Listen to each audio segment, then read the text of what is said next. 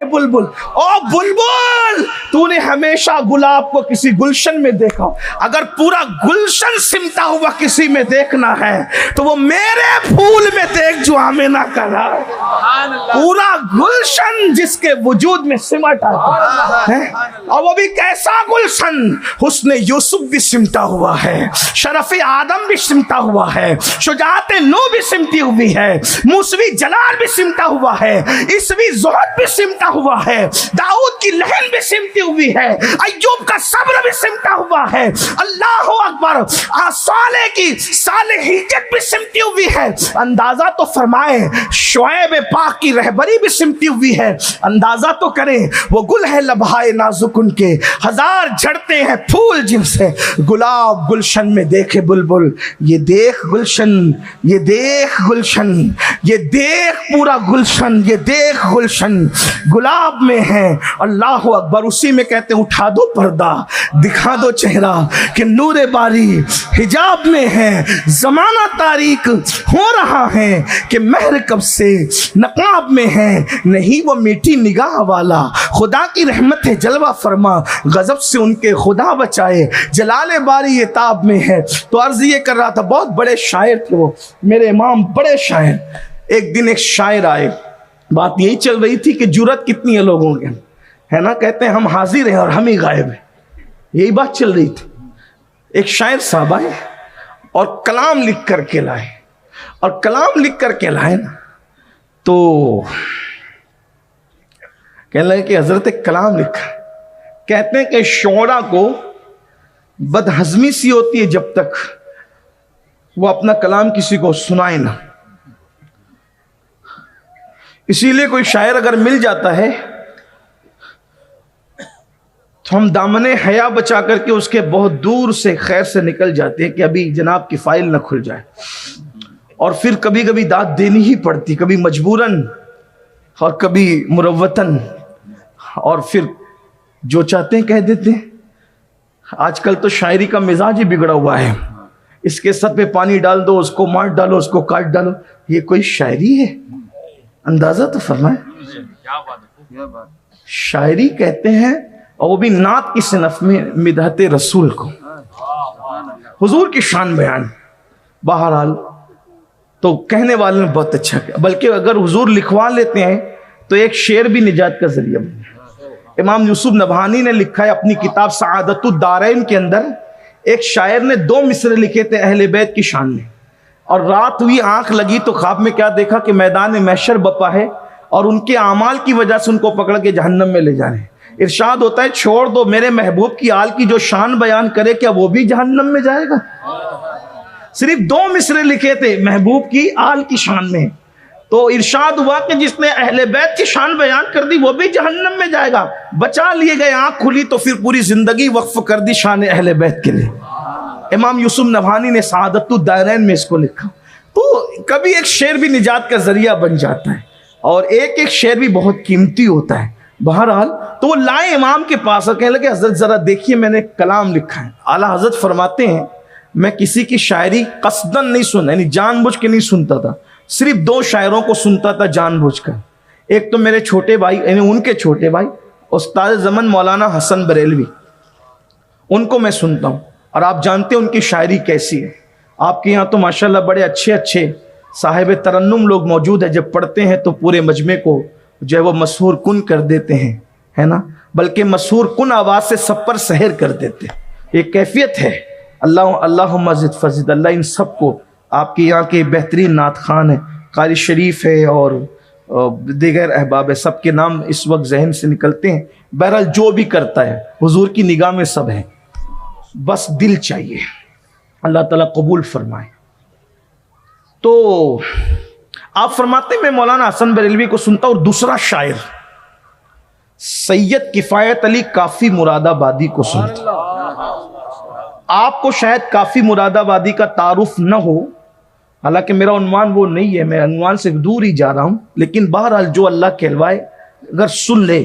सैयद किफायत अली काफी मुरादाबादी, जिनको खिताब मिला है शहीद मिल्लत का, ये मुरादाबाद के थे और ये आजादी के बड़े हीरो में से है। ये बहुत बड़ा अलमिया है हमारी कौम का कि हमने रिवायती सरगर्मियों वालों को तो याद रखा, लेकिन जिन्होंने अपने लहू से मिल्लत को हरारत अता की है हम उनको भूल गए। और हम क्या भूले, दुनिया भी फरामोश कर रही है।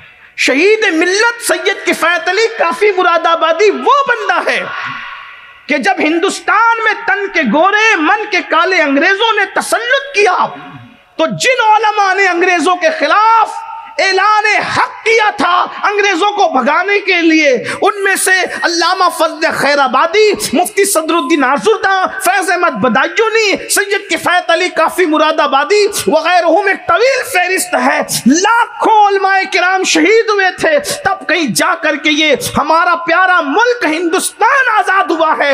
इसलिए कि हम अपने मुल्क को सिर्फ मिट्टी और जमीन की शक्ल में नहीं देखते, हम इस मिट्टी के सीने में महबूब इलाही को देखते हैं, इस मिट्टी के सीने में गरीब नवाज को देखते हैं, इस मिट्टी के सीने में कुतुबुद्दीन बख्तियार काकी को देखते हैं। और आप इन उलमा से पूछ ले, सीने में जो सो रहा है उससे जितनी मोहब्बत है उतनी ही मोहब्बत फिर जमीन के सीने से भी करते हैं।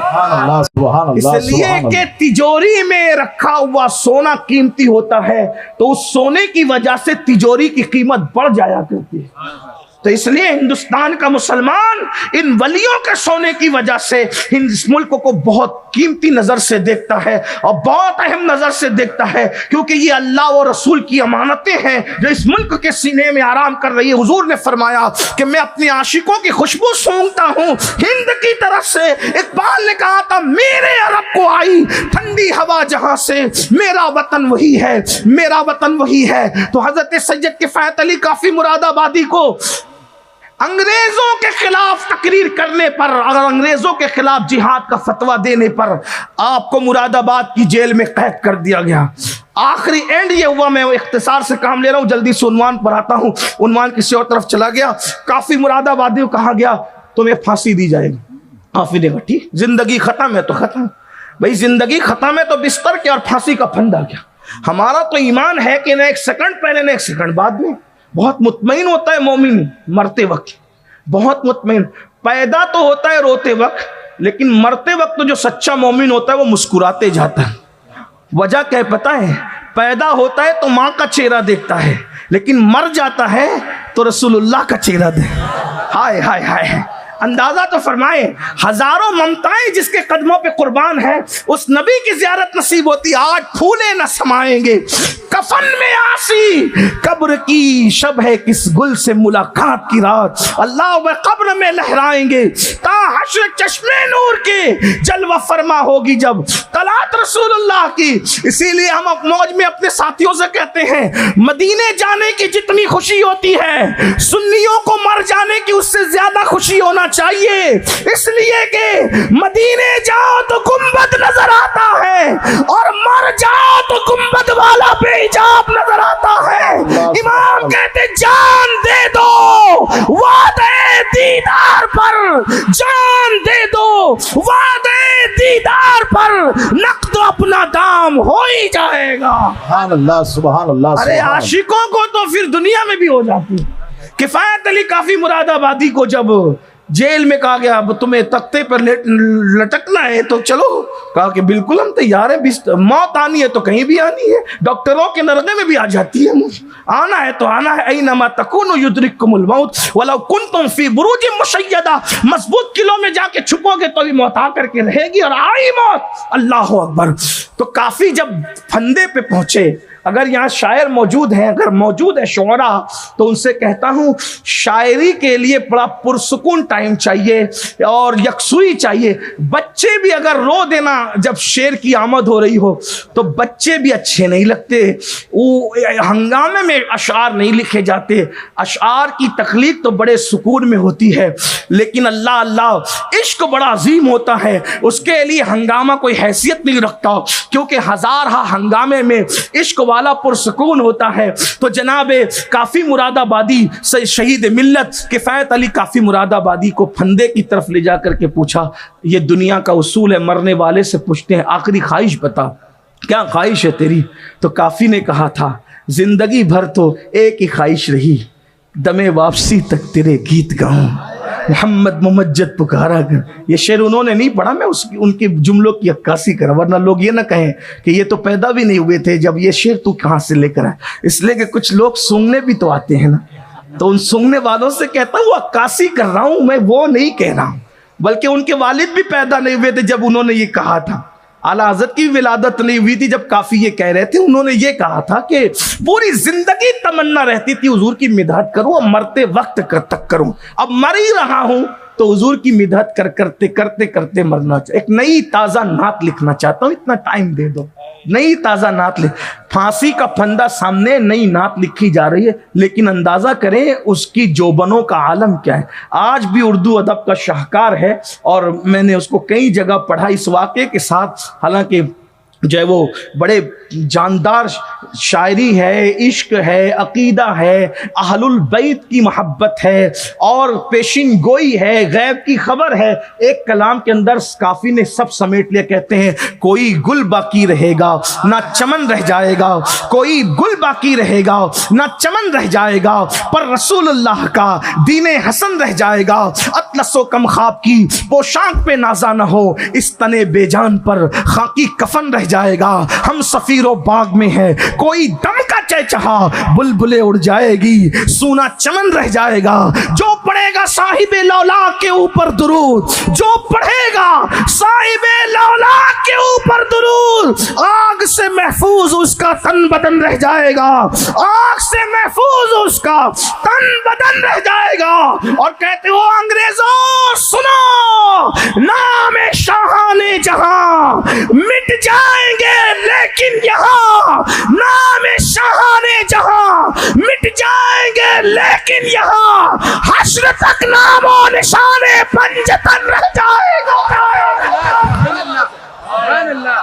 सुभान अल्लाह सुभान अल्लाह। नारे तकबीर, नारे रिसालत, नारे रिसालत, मसलके आला हजरत। सुभान अल्लाह सुभान अल्लाह। पता चला पंजतन को मिटाया नहीं जा सकता, इसलिए कि मिट गए, मिटते हैं, मिट जाएंगे। आदा तेरे न मिटा है न मिटेगा कभी चर्चा तेरा, नाम शाहाने जहां मिट जाएंगे लेकिन यहाँ, हश्र तक नामो निशाने पंजतन रह जाएगा।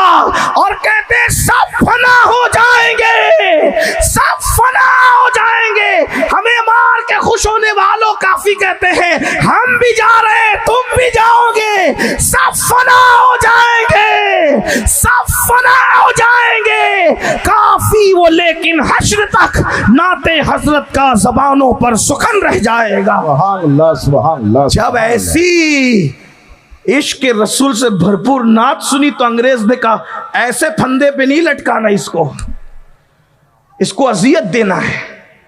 तो आशिक तो चाहता ही है, क्योंकि जितनी अजियत इश्क में मिलती है उतना मर्तबा बुलंद होता है। हज़रत अमीर हमजा सैयदुल शोदा बने क्यों? क्योंकि आपको शहादत के बाद भी अजियतें दी गई। अल्लाह अकबर, उंगलियां काटी गई, होंठ काटे गए, आखिरी में कलेजा तक चबाया गया, मर्तबे बुलंद हुए। सैयद किफ़ायत अली काफ़ी मुरादाबादी शहीद मुल्लत को जब सुना तो कहा अजियत देंगे। उस दौर में कोयले वाली स्त्रियां होती थी, उसमें कोयले भर दिए जाते हैं भड़का। जब वो स्त्री गर्म हो गई तो गरम गरम स्त्री काफी पे चलाई। अल्लाह, ये हिंदुस्तान ऐसे आजाद नहीं हुआ सिर्फ नारों से। कितने सर कटे हैं, कितनी अजियतें हुई है, कितना सुहाग लुटा है, कितना अल्लाह अकबर। किफायत अली काफी शहीद मिल्लत पर जब इस्तरी फेरी जा रही थी तो काफी ने किसी को नहीं पुकारा। क्यों? किसी को क्यों पुकारे? कौन आएगा? जो जान से ज्यादा करीब है, क्यों उसको न पुकारे?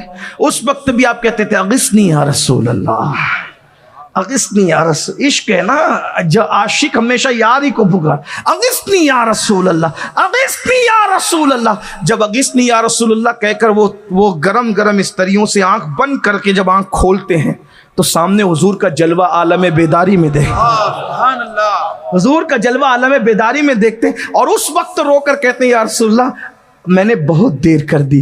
अगर मुझे पहले पता होता ना कि इतनी मुसीबत के बाद आप नजर आते हैं तो इतनी देर नहीं करता, बहुत पहले अपने जिस्म पर इस्तरियां चला चुका होता।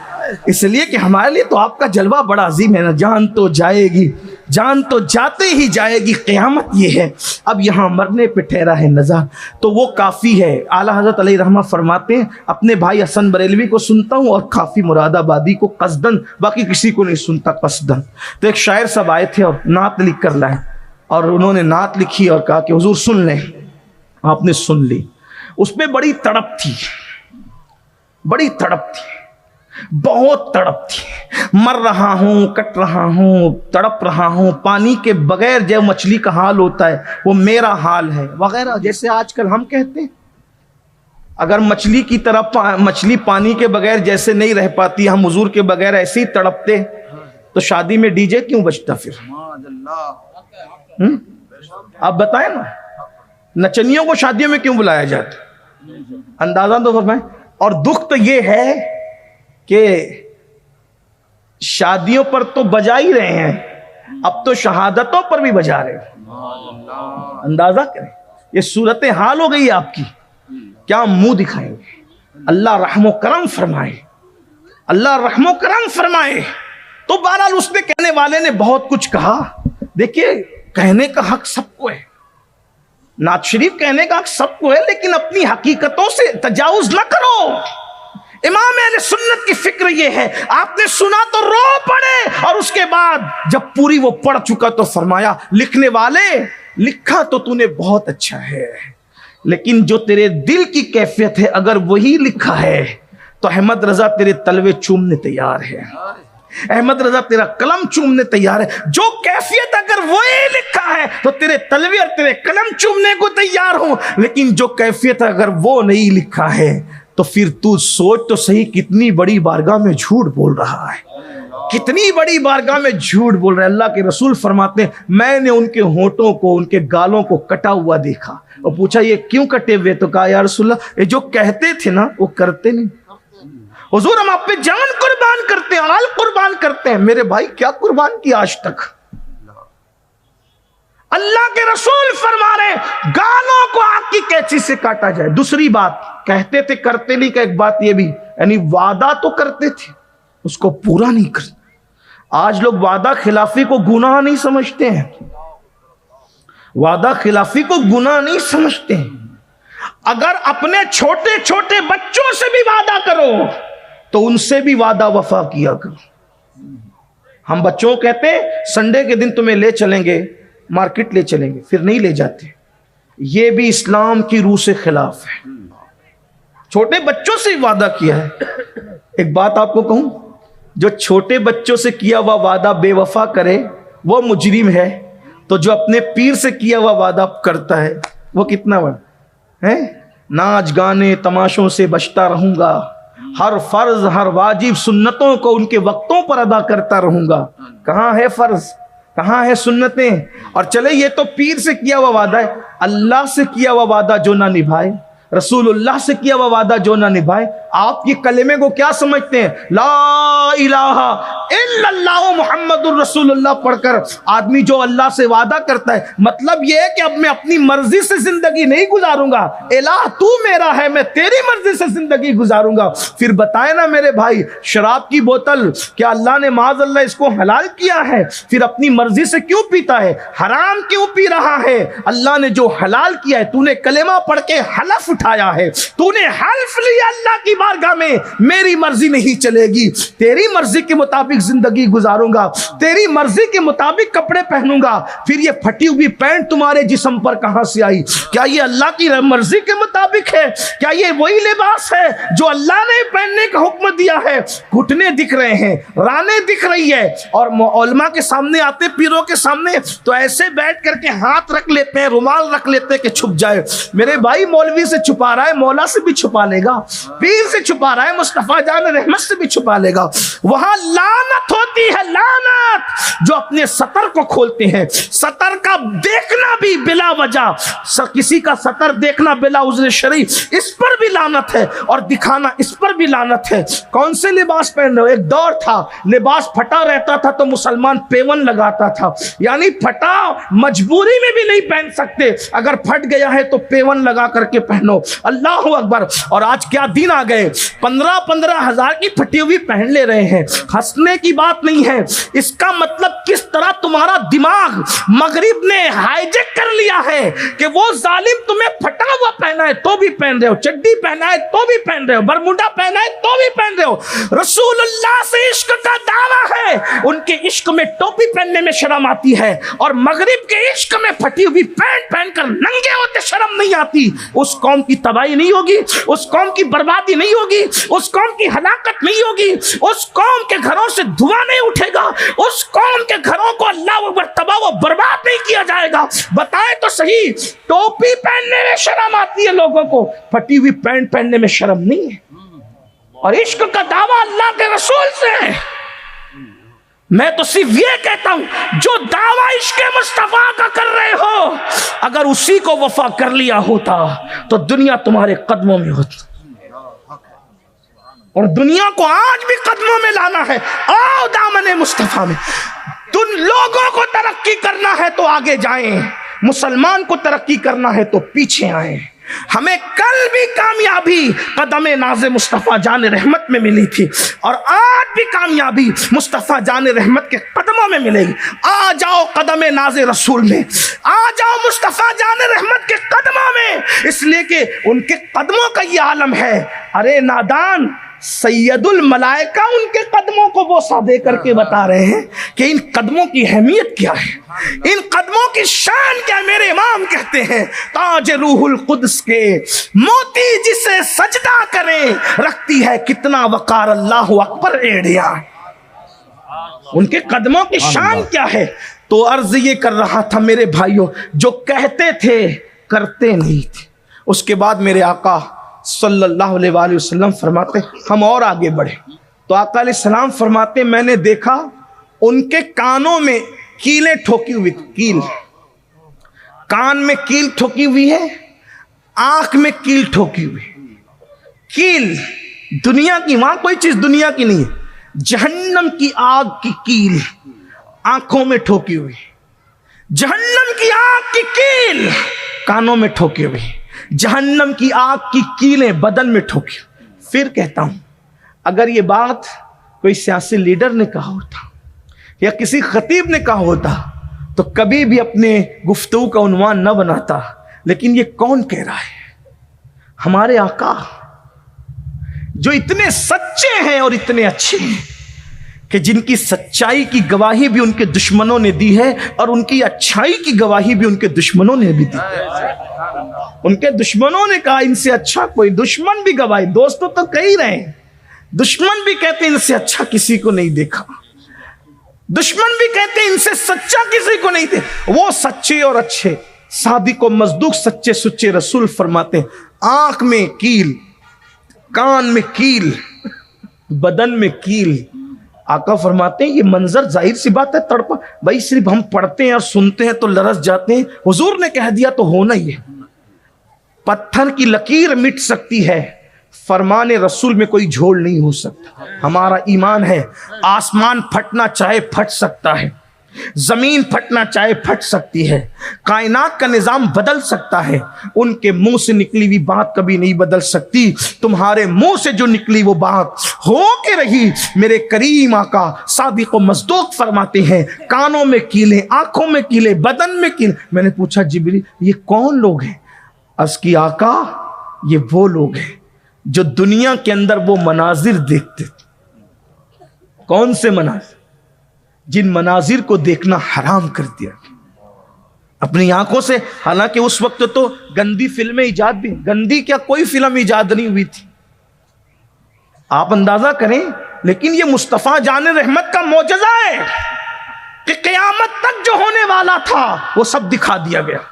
और अल्लाह के रसूल सल्लल्लाहु ताला अलैहि वसल्लम ने उसकी गोया के सर्वे रिपोर्ट पेश फरमा दी। हुजूर ने सब देखा और देखकर हुजूर अलैहि सलाम ने गैब को ऐसे बयान किया कि हुजूर अलैहि सलातो व तस्लीम से सुन करके आज अल्हम्दुलिल्लाह हर मोमिन उस गैब को जान रहा है, उस पर यकीन रख रहा है, उस पर ईमान रख रहा है। और कुरान कहता है युमिनून बिल गैब, जो बेदेखे ईमान लाते हैं। हमने नहीं देखा लेकिन आका फरमा रहे हैं अल्लाह अकबर, ये आंखों में कील क्यों है, ये कानों में कील क्यों है, वो भी जहन्नम की आंख की। मुसलमानों थोड़ा तसव्वुर कर लो, थोड़ा ध्यान दे लो। वो आंख जिसमें तिनका चला जाए तो बेचैनी का आलम क्या है, बेकरारी का आलम क्या है, इज़्तिराब का आलम क्या है। वो कान अल्लाह अकबर जिसमें कीड़ा चला जाए तो इंसान की तड़प का आलम, छोटा सा कीड़ा कान में चला जाए तो तड़प कैसी रहती है, बेचैनी और बेकरारी कैसी रहती है। नाक में छोटा सा जो है पिस्सू चला जाए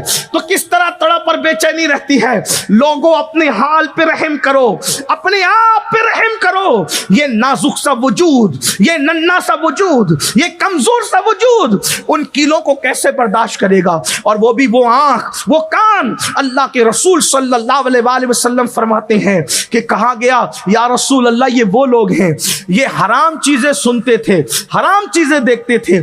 आप अंदाजा करो मेरे भाई आज क्या देखा जा रहा है, क्या देख रहा है मुसलमान, किस तरह देख रहा है मुसलमान। मोबाइल के अंदर कितनी गंदगियां भरी हुई है और यही गंदगी देखने की वजह से जिना आज बहुत ज्यादा जो फैल रहा है उसकी सबसे बड़ी वजह ये गंदी फिल्में हैं, ये गंदी फिल्में हैं, ये नाच गाने हैं, ये बुराइयां हैं, ये बदियां हैं, ये बदकारियां हैं जो उभारती है। अल्लाह अकबर, जरा गौर तो फरमाइयो, जरा गौर तो करो मेरे भाइयों। अल्लाह अकबर, यही गंदी फिल्में, ये गंदा देखना जिना की तरफ ले जाता है और मर्दों को मर्दों के साथ बदकारी की तरफ ले जाता है, जिसको लोग जो वो कौम लूत का अमल भी कहते हैं। अल्लाह अकबर, आज मेरी कौम के अंदर ये दोनों जराइम यानी जिना भी और कौम लूत का अमल भी तेजी से बढ़ रहा है। अल्लाह अकबर, उसकी सबसे बड़ी वजह गंदी फिल्मों का प्रमोट होना, गंदी फिल्मों का आम हो जाना। याद रखो, अपने आप पे रहम करो, हमें एक दिन मरना है, अल्लाह को मुंह दिखाना है। मेरे भाइयों अंदाजा करें, अल्लाह अकबर, अगर कोई किसी औरत का चेहरा गंदी नियत से देख ले तो मरते वक्त उसकी जबान पे कलमा नहीं आ रहा है। जो नंगा इंसान देखे, जिना का मंजर देखे, ला इलाहा इल्लल्लाह, कभी लरसते नहीं ये लोग, कभी कांपते नहीं ये लोग, क्योंकि जिंदगी क़यामत तक लिखा करके लाए हो। मरना नहीं है, मौत नहीं आना है। सोचो तो सही क्या क्या देख रहे हो। अल्लाह अकबर, वो भी खुदा के दिए हुए नरम नरम बिस्तर पर, नरम नरम गद्दों पर। कब तक जराइम करोगे, कब तक पाप करोगे। कुदरत ने किसको मोहलत दी है जो हमें मोहलत मिलेगी। अल्लाह अकबर, एक दिन रूह का रिश्ता जिस्म से टूट जाएगा और जराइम की वजह से वो दर्दनाक, वो खौफनाक, वो भयानक, वो वहशतनाक, वो तकलीफ से भरपूर मौत आएगी। अल्लाह अकबर, जमीन और आसमान का उतना वजन नहीं है जितना मौत का वजन है, जितना मौत की शक्ति है।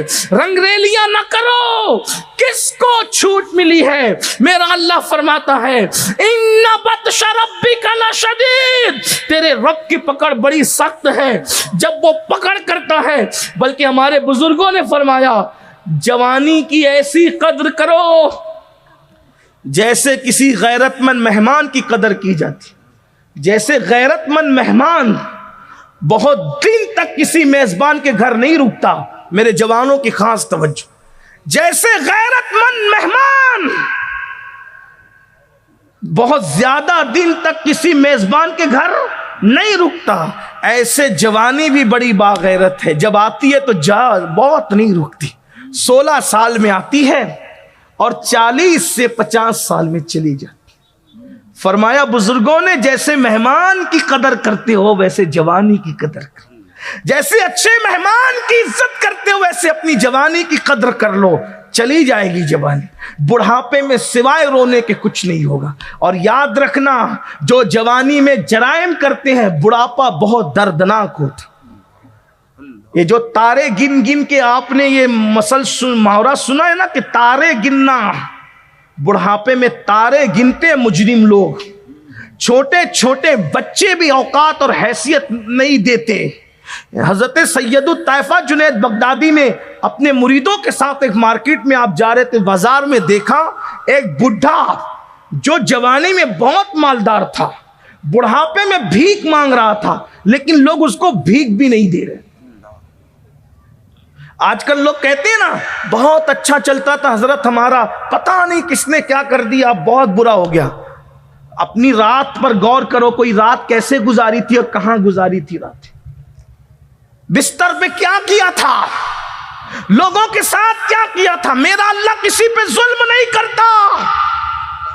इज्जत गई, कारोबार गया, बरकत गई, सुकून गया, चैन गया, राहत गई, तो किसने क्या कर दिया ये बात की बात है। तुमने क्या किया पहले वो सोचो, हमने क्या किया पहले वो सोचो। कुरान कहता है वमा असाबकुम मिन मुसीबतिन फबिमा कसबत अयदीकुम।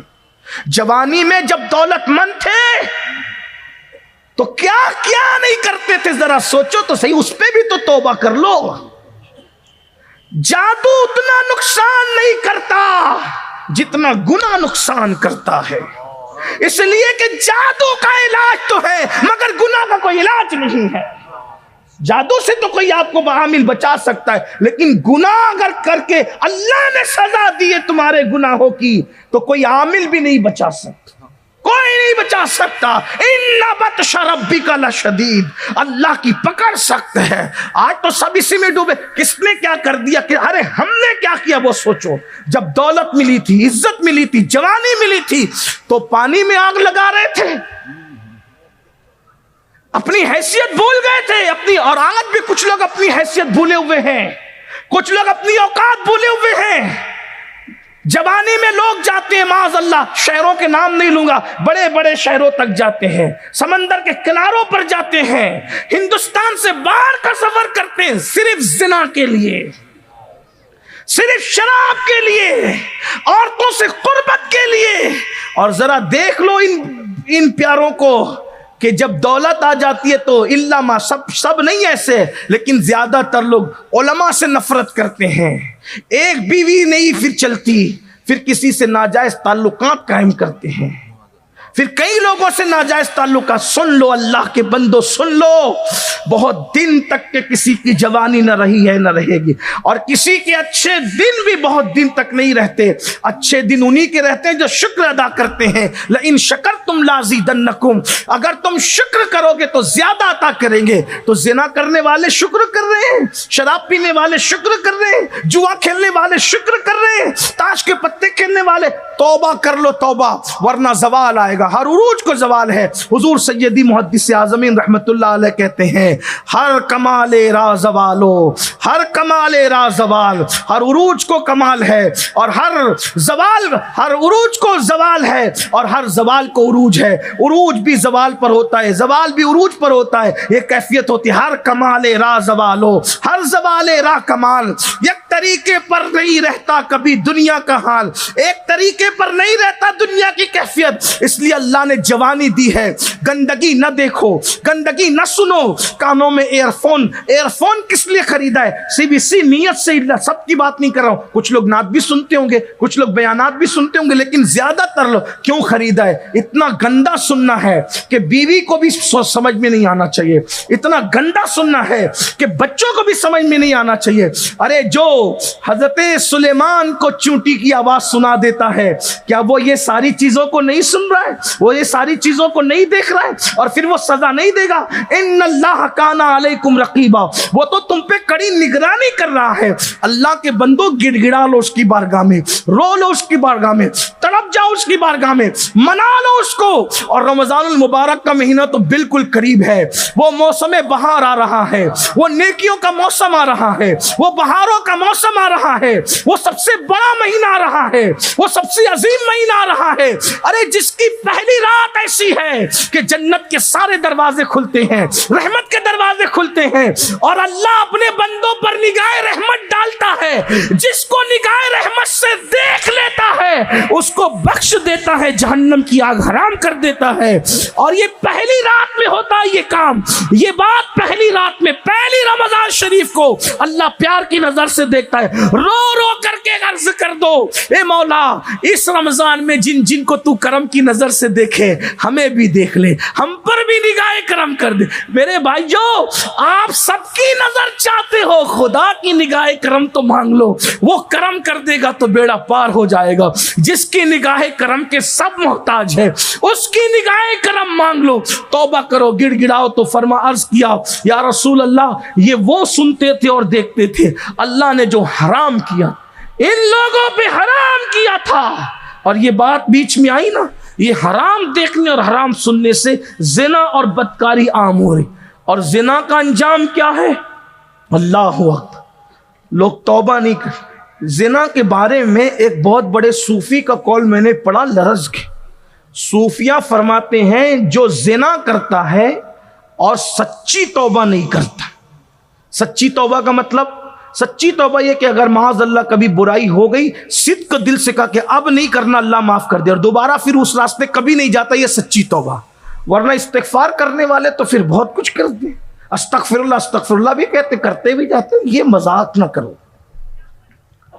तो सूफिया फरमाते जो ज़िना करते हैं और सच्ची तौबा नहीं करते, अल्लाह उनकी नस्लों में लंगड़ी लूली और ऐबी औलाद पैदा करता है।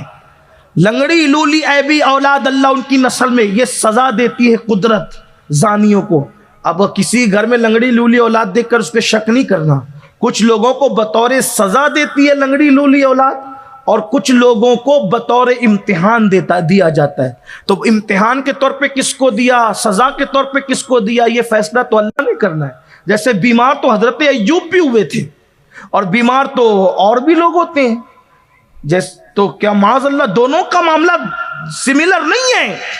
हजरत अय्यूब महबूब थे, उनको बतौर इम्तिहान बीमारी दी, और दुश्मनों को बतौर सजा बीमारी दी जाती है।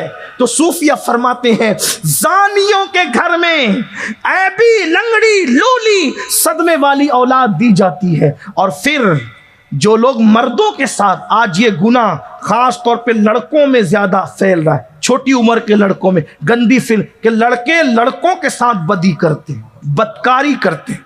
ये इतना बदतरीन जुर्म है कि अल्लाह के रसूल अलैहिस्सलाम फरमाते हैं कि मर्दों के साथ बदी करने वाला, यानी लड़का लड़के के साथ बदी करने वाला जब मरता है तो वो उसकी कब्र में नहीं रह सकता, बल्कि कुछ फरिश्ते अल्लाह ने ऐसे पैदा किए हैं जो चोंच वाले हैं, परिंदों की चोंच की शक्ल वाले हैं।